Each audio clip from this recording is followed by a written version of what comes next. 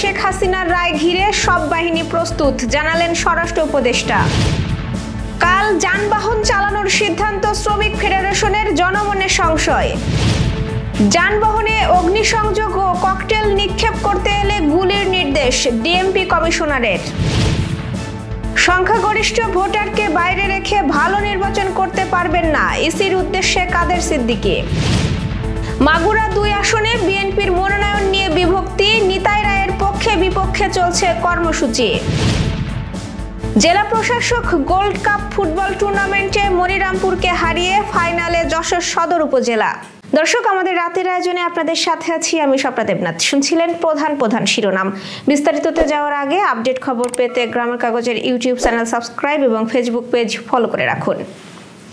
আগামীকাল সোমবার 24 জুলাই আগস্টের গণ অভ্যুত্থানে সংগঠিত মানবতা বিরোধী অপরাধের মামলায় ক্ষমতাচ্যুত প্রধানমন্ত্রী শেখ হাসিনা সহ আরও 2 জনের বিষয়ে আন্তর্জাতিক অপরাধ ট্রাইব্যুনালের রায় ঘোষণা ঘিরে সব বাহিনী প্রস্তুত রয়েছে বলে জানিয়েছেন স্বরাষ্ট্র উপদেষ্টা জাহাঙ্গীর আলম চৌধুরী। আজ দুপুরে বরিশাল জেলা পুলিশ লাইন্স পরিদর্শন ও আইন শৃঙ্খলা বাহিনী সহ মাঠ প্রশাসনের শীর্ষ কর্মকর্তাদের সঙ্গে বৈঠক শেষে তিনি একথা বলেন। স্বরাষ্ট্র উপদেষ্টা বলেন, দেশের আইন শৃঙ্খলা পরিস্থিতি মোটামুটি সন্তোষজনক। আগামী নির্বাচন সুষ্ঠু করতে শুধু আইন শৃঙ্খলা বাহিনীর উপর নির্ভর করে না, এর সঙ্গে নির্বাচন কমিশন, রাজনৈতিক দলগুলোর ভূমিকাও রয়েছে। তবে জনগণ নির্বাচনমুখী হলে কেউ কিছু থামিয়ে রাখতে পারবে না।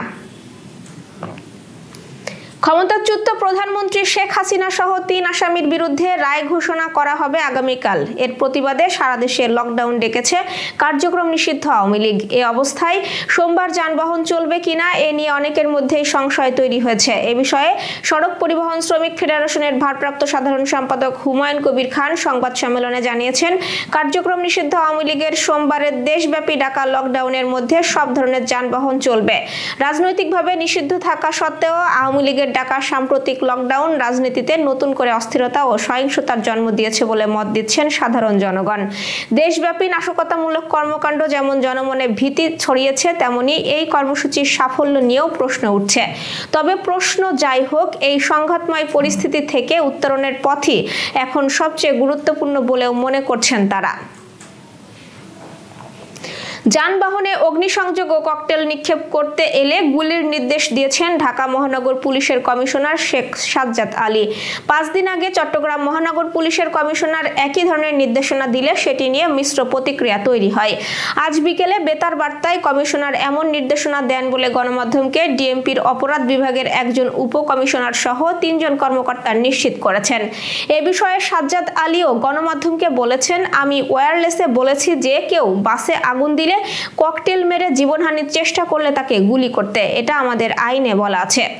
জুলাই অভ্যুত্থানে মানবতা বিরোধী অপরাধের অভিযোগে আন্তর্জাতিক অপরাধ ট্রাইব্যুনালে শেখ হাসিনার বিচারের রায় ঘনিয়ে আসায় 10 থেকে 13 নভেম্বর বিক্ষোভ ও ঢাকা লকডাউন কর্মসূচি দেয় কার্যক্রম নিষেধাজ্ঞা থাকা আওয়ামী লীগ। এই কর্মসূচি ঘিরে 10 নভেম্বর থেকে ঢাকা সহ দেশের বিভিন্ন স্থানে বাসে, ট্রেনে আগুন দেওয়া ও ককটেল বিস্ফোরণের ঘটনাও ঘটে আসছে। শেখ হাসিনার মামলার রায় কাল ঘোষণার দিন ধার্য করা হয়েছে। এই দিনটি ঘিরে আওয়ামী লীগ অনলাইনে রোববার থেকে 2 দিন কমপ্লিট শাটডাউন কর্মসূচি ঘোষণা করে। শনিবার রাত থেকে ঢাকা সহ দেশের কয়েকটি স্থানে ককটেল বিস্ফোরণ ও বাসে আগুন দেওয়ার ঘটনা ঘটেছে। কৃষক শ্রমিক জনতা লীগের সভাপতি কাদের সিদ্দিকী বলেছেন, বাংলাদেশের সংখ্যাগরিষ্ঠ ভোটারদের বাইরে রেখে নির্বাচন করতে গেলে সেই নির্বাচন আপনারা ভালোভাবে করতে পারবেন না। ভোটার যাতে অংশগ্রহণ করতে পারে সেজন্য আপনাদের আপ্রাণ চেষ্টা করতে হবে। আগামী জাতীয় সংসদ নির্বাচনকে সামনে রেখে রাজনৈতিক দলগুলোর সঙ্গে ইসির ধারাবাহিক সংলাপে এই বক্তব্য দেন কাদের সিদ্দিকী। সংলাপে প্রধান নির্বাচন কমিশনার ও কমিশন কর্মকর্তারা উপস্থিত ছিলেন। জাতীয় সংসদ নির্বাচনের দিন গণভোট আয়োজনের প্রসঙ্গ তুলে কৃষক শ্রমিক জনতা লীগের সভাপতি বলেন, গণভোটের 4 প্রশ্নে ভোটাররা কিভাবে আলাদাভাবে মত প্রকাশ করবে সে বিষয়ে মানুষ এখনো বিভ্রান্ত। গণভোটে কম অংশগ্রহণ হলে জাতীয় নির্বাচনও প্রশ্নবিদ্ধ হতে পারে। এবার যশোর সহ আঞ্চলিক সংবাদ। আসন্ন জাতীয় নির্বাচন উপলক্ষে মাগুরা 2 আসনে যত দিন যাচ্ছে তত প্রকাশ্যে আসছে বিএনপির নেতাকর্মীদের মধ্যে বিরোধ। এই বিরোধ মূলত দলীয় মনোনয়নকে কেন্দ্র করে। নিতাই রায়চৌধুরীর দলীয় মনোনয়ন পাওয়ায় ইতোমধ্যে তার পক্ষে শুরু হয়েছে প্রচারণা। আমাদের মাগুরা জেলা প্রতিনিধি লিটন ঘোষ এবং শালিকা প্রতিনিধি জসিমউদ্দিন জানিয়েছেন, আজ সকালে মাগুরার মোহাম্মদপুর শহীদ আহাদ সুমন মিনি স্টেডিয়ামে ও বিকেলে শালিখা উপজেলার আরপাড়া সরকারি আইডিয়াল হাই স্কুল মাঠে নিতাই রায়কে বিজয়ী করতে নারী ও শিশু অধিকার ফোরাম পৃথক নারী সমাবেশের আয়োজন করে। এদিকে একই দিন এই আসনের সাবেক সংসদ সদস্য কাজী সলিমুল হক কামালকে মনোনয়ন দেওয়ার দাবি জানিয়েছেন একাংশের নেতাকর্মী। সকাল থেকে দুপুর পর্যন্ত মাগুরা মোহাম্মদপুর সড়কের আউনারা বাজারে অবরোধ কর্মসূচি পালন করে নেতাকর্মীরা। এছাড়াও সীমাখালী বাজার থেকে মোটরসাইকেল শোডাউন শুরু হয়ে বুনাগাতি ডিগ্রি কলেজ মাঠে গিয়ে শেষ হয়। সংসদ নির্বাচনকে সামনে রেখে নির্বাচনী মাঠে সরব হয়ে উঠেছেন যশোর 6 কেশবপুর আসনের ইসলামী আন্দোলন বাংলাদেশ মনোনীত হাতপাখা প্রতীকের সংসদ সদস্য প্রার্থী গাজী শহীদুল ইসলাম। কেশবপুর প্রতিনিধি রায়হান জনি জানিয়েছেন, নির্বাচনী প্রচারণার অংশ হিসেবে তিনি আজ বিকেলে উপজেলা ত্রিমোহিনী ইউনিয়নের বিভিন্ন বাজারে গণসংযোগ ও লিফলেট বিতরণ করেছেন। দলীয় নেতাকর্মী, স্থানীয় সমর্থক ও সাধারণ মানুষের সঙ্গে কুশল বিনিময় করে শহীদুল ইসলাম আসন্ন জাতীয় সংসদ নির্বাচনে হাতপাখা প্রতীকে ভোট প্রার্থনা করেন। তিনি বলেন, ইসলামী মূল্যবোধ ও ন্যায়ের ভিত্তিতে একটি কল্যাণমুখী সমাজ প্রতিষ্ঠায় তার এবং তার দলের লক্ষ্য। গণসংযোগ চলাকালে তিনি বিভিন্ন দোকান, মার্কেট, রাস্তাঘাট ঘুরে সাধারণ মানুষের সঙ্গে মতবিনিময় করেন। এ সময় জনগণের সমস্যা শোনেন এবং নির্বাচিত হলে উন্নয়ন, সেবা ও ন্যায়ের রাজনীতি প্রতিষ্ঠার অঙ্গীকার ব্যক্ত করেন। বিএনপির ভাইস চেয়ারম্যান নার্গিস বেগম বলেছেন, কেবলমাত্র খেলাধুলার মাধ্যমে বিশ্ব দরবারে দেশের পরিচিতি বাড়ানো সম্ভব। তিনি আরো বলেন, সুস্থ জাতি গঠনে ও নতুন প্রজন্মকে মাদক থেকে দূরে রাখতেও খেলাধুলার বিকল্প নেই।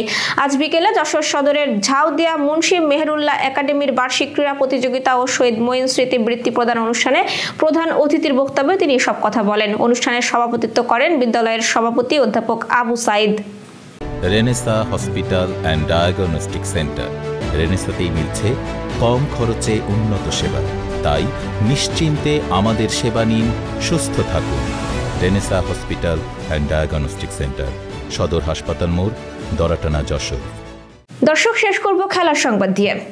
যশোর শামসুল হুদা স্টেডিয়ামে আজ অনুষ্ঠিত হয়েছে জেলা প্রশাসক গোল্ড কাপ ফুটবল টুর্নামেন্টের প্রথম সেমিফাইনাল ম্যাচ। হাসানের করা একমাত্র গোলে ফাইনালে উঠেছে যশোর সদর উপজেলা। তাদের কাছে পরাজিত হয়েছে মনিরামপুর উপজেলা। তবে ম্যাচের সেরা খেলোয়াড় নির্বাচিত হন মনিরামপুরের দলীয় অধিনায়ক কঙ্কর। স্টেডিয়ামের দক্ষিণ ও পশ্চিম দিকের গ্যালারি ছিল দর্শকে পরিপূর্ণ। তাদের ধারণা ছিল আলোকিত ফুটবল শৈলী দেখা মিলবে। তবে যতটা আশা করেছিল ততটা আলোকিত ফুটবল দু দলের খেলোয়াড়রা উপহার দিতে পারেননি বলে মত ব্যক্ত করেছেন দর্শকরা। ম্যাচের 3 মিনিটে সদরের হাসানের করা গোলটি শেষ পর্যন্ত জয় নির্ধারণী গোলে পরিণত হয়, কারণ এরপর আর কোনো দলই বল জালে জড়াতে পারেনি। দর্শক, এই ছিল আজকের রাতের আয়োজন। এরপর সকালের খবর দেখার আমন্ত্রণ জানাচ্ছি। শুরু হয়েছে শীত, বাড়ির শিশু ও বয়স্ক সদস্যদের বিশেষ যত্ন নিন। সেই সঙ্গে সতর্ক হন ডেঙ্গু প্রতিরোধেও। শুভরাত্রি।